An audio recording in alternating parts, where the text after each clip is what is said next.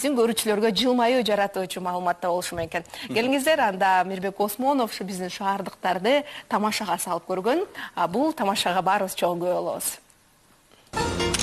Саламатсыздарбы? Биз таңкы тамашаларды баштадык. Кутман менен биз азыр Бишкек шаарынын так ортосунда турабыз. Мына бул 10 тыйын.